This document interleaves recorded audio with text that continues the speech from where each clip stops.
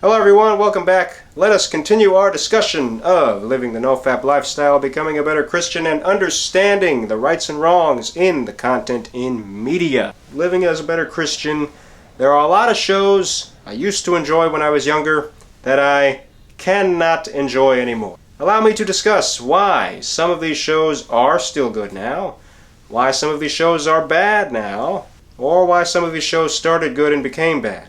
Family Guy. I was a preteen when I saw this show, and boy, it was season 3 when I first saw it, and my laughter was non-stop.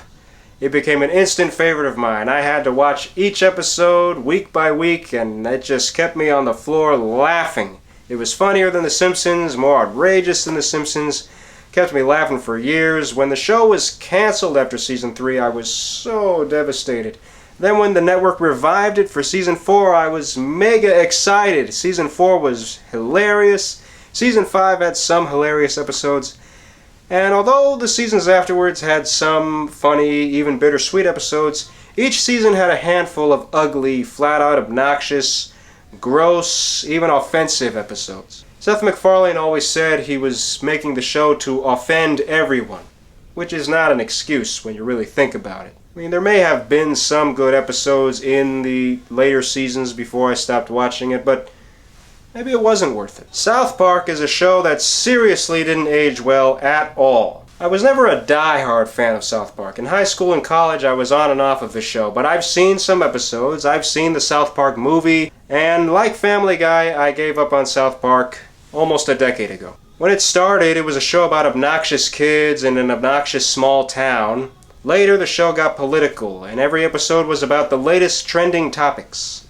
A few episodes were clever, funny, and creative, but most of the show was very gross, with no jokes to tell. It particularly had episodes where it made fun of private parts and made fun of sexual sin without any jokes, just being gross for the sake of grossing out the viewers. Trey Parker and Matt Stone have talent.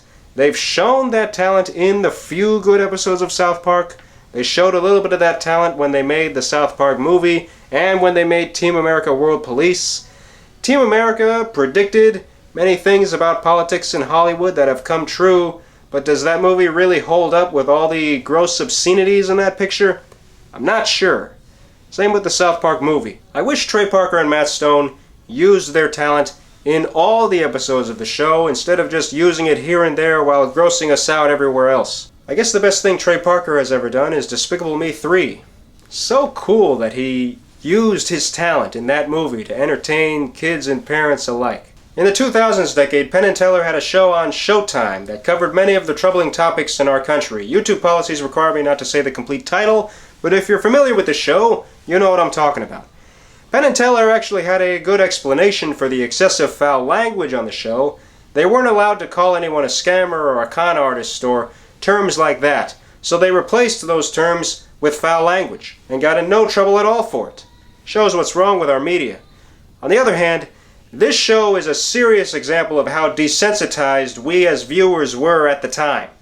This show was filled with nasty, perverted, graphic, abusive imagery, female nudity all over the show and male nudity to even it out, when they really should have had neither. Then they had episodes promoting premarital sex, episodes defending dirty videos, even the episodes that had serious topics, good interviews, and good conclusions were ruined by this extreme graphic imagery that they used in every episode.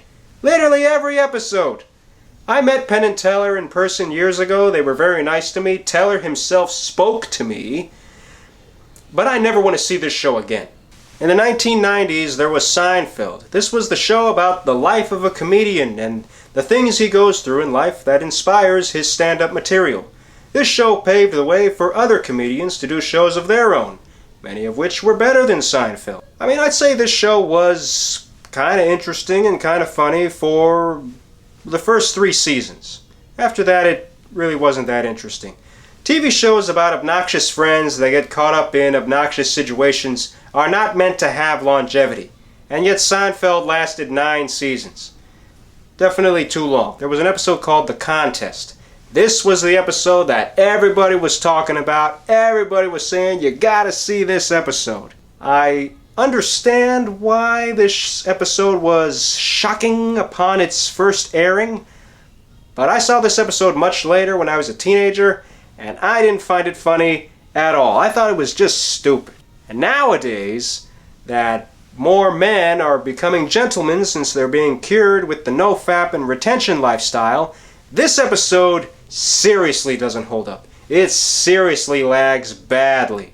If you haven't seen this episode, there's really no reason to see it now. It's just an example of how desensitized a lot of TV viewers were in the 90s. It's Always Sunny in Philadelphia. On one hand, it is well shot. It shows a lot of the unique qualities of Philadelphia.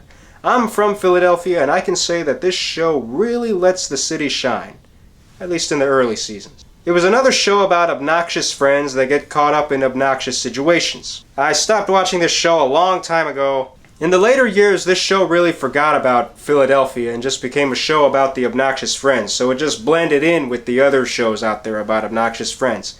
And again, shows like this are not meant to have longevity. A totally different show that I think is actually good and still holds up now is Mystery Science Theater 3000. Because in this show, a guy and his robots are watching really terrible movies made throughout history and making fun of them.